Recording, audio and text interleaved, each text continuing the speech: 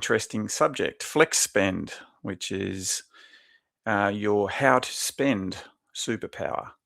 We're talking actually about not saving money, but when you spend and how that can make a difference to your wealth. Okay, if you haven't listened to the other podcasts and you're starting here, this might be a little bit confusing. So I'd suggest you go back to podcast one, work your way through. These are a series of podcasts where I'm going through supplements, like an extra article that explains each of the uncommon wealth system step by step. This is step 5.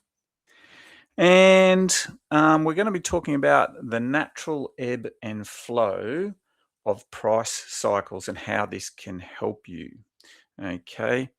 It is like a superpower, but just like everything else, pretty common sense. But what you want to do is a little bit of planning and a little bit of thinking outside the square. All right, so I'm going to share my screen here with the start of the supplement article, which you will find as my previous post. Okay, and this is just a little graph here, a little graphic that shows cycles of prices that we probably all are aware of, but may not pay much attention to. When we have a price of any good or service, there's actually a cyclicality, a cycle to these prices. And if you're not aware, then you will just be buying at the time when it could be a high price time, or it might be a low price. But if you actually think about it, use the AI prompt to help you figure out when the best time to buy a particular good or service is. You're going to be able to get a significant discount. Okay, I'm going to tell you how that works in with the wealth system in a minute. So as we say, there's a natural ebb and flow to prices and cycles of these prices. This is because systems in the capitalistic world, um, you know, uh, goods and services manufacturers and service providers are competing against each other. So when there's a glut of the whatever they're trying to sell you, they will have to reduce price or give you some sweetener to help you purchase now when they want you to, when they have a low sales time. Okay. And that can work in your favor.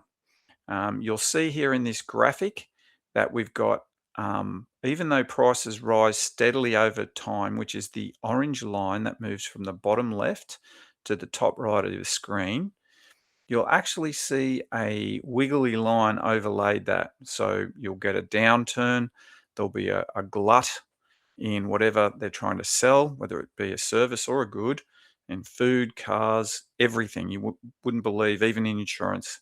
And then it rises, and then when everyone wants the same product, then you will actually get a higher price, and you will have to pay that if you want it at that particular time. Okay, so one of the examples I use is air conditioning. Where I live in Queensland, it's a subtropical and quite a warm place for most of the year. However, I've got friends who install air conditioning and air conditioners, and they are run off their feet all throughout summer. The funny thing is that we know every summer is going to be hot and humid, and air conditioners are going to make your life better.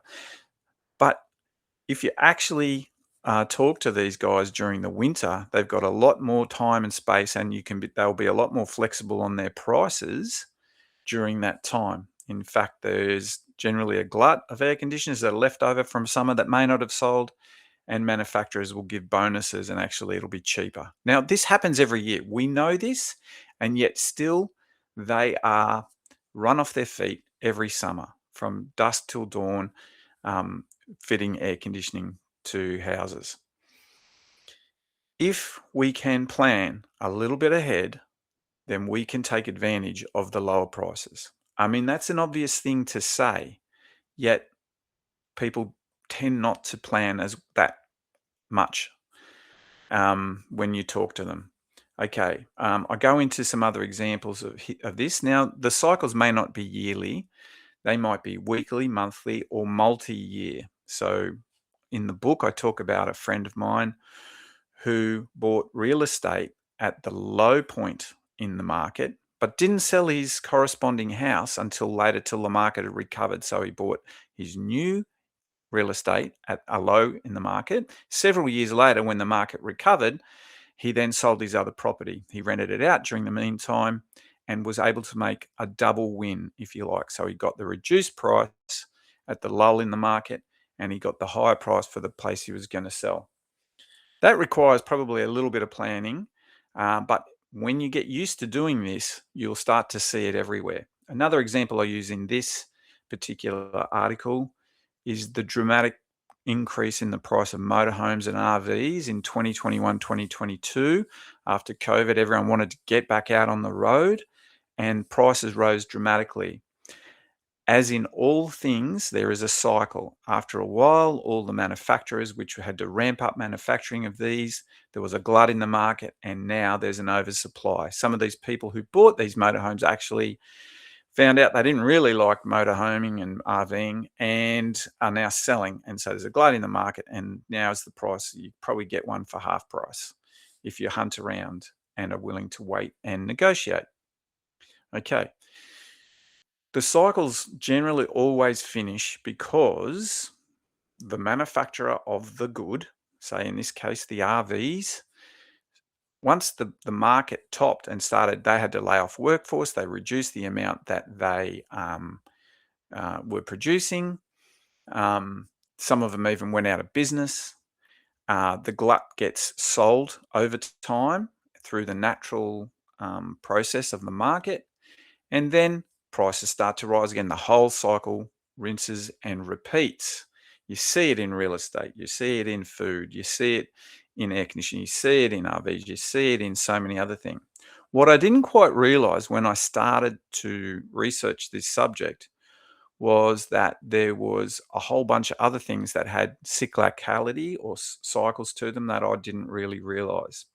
If I scroll down here in the article, you'll see I give a whole bunch of examples. Food, obvious. Seasonality of fruits and vegetables have powerful price impacts. So now supermarkets not so much because they like to sell prices of things, the big supermarkets, the same price all year round. However, if you go to fruits and vegetable grocers, the people who are closest to the growers, you'll actually see that you can get stuff that's in season, fruits and vegetables at incredibly low prices. They almost need to get rid of it as quickly as they can.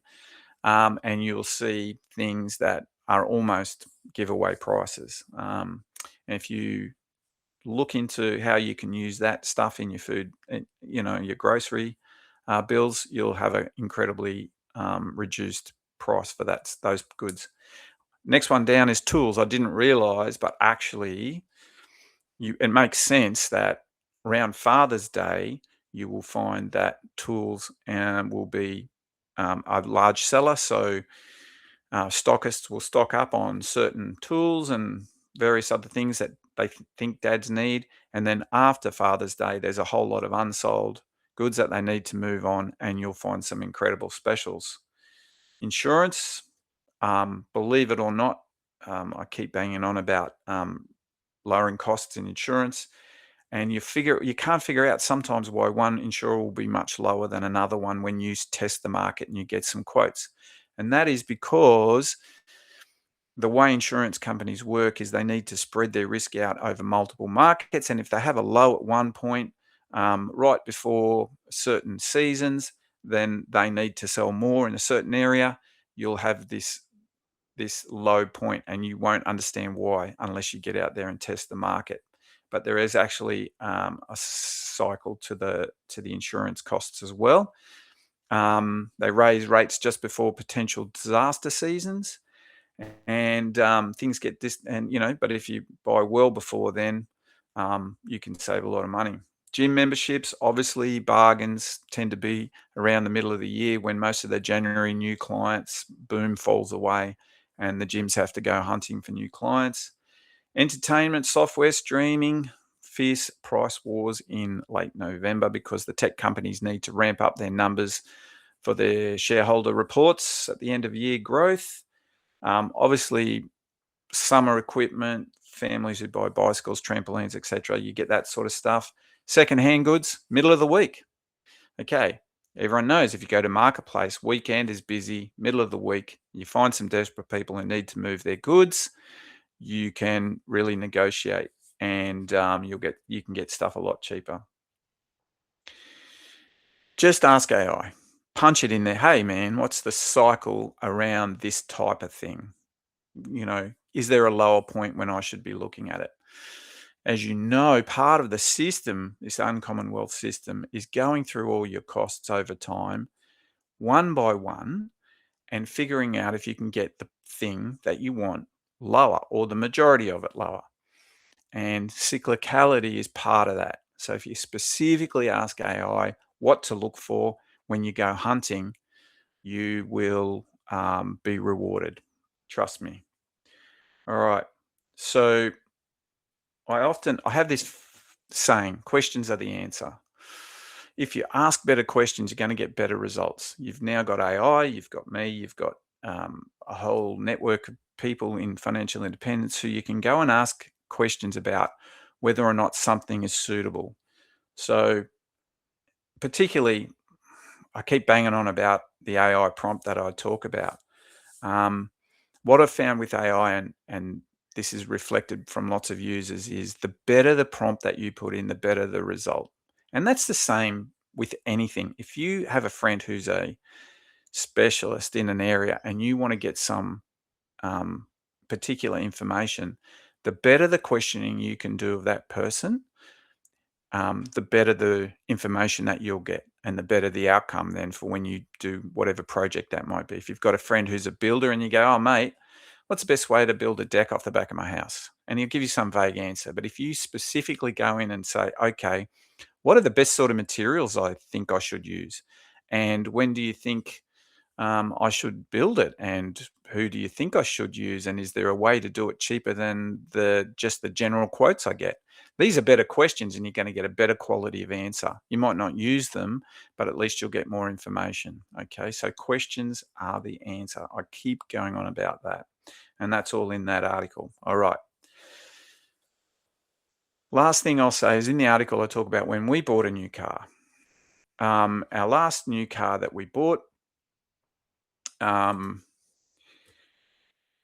we hit a particular investing um, uh, high point where we were ready to reward ourselves with a new car.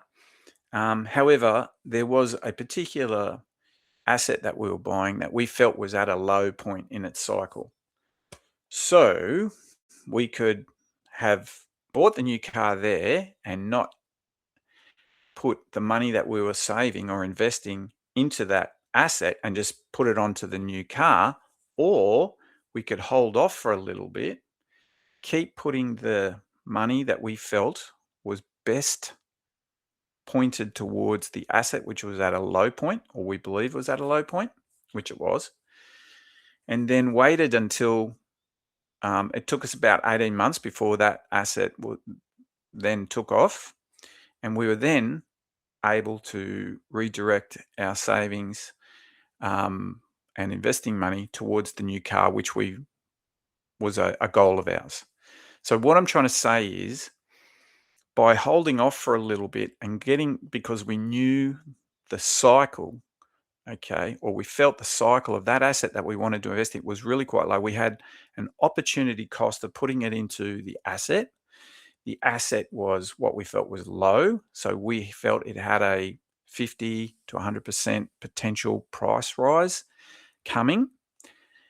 So if we put the money into the asset, which was an opportunity that we couldn't pass up, and then just waited a little bit and then bought the new car a little bit later, we were able to increase our assets.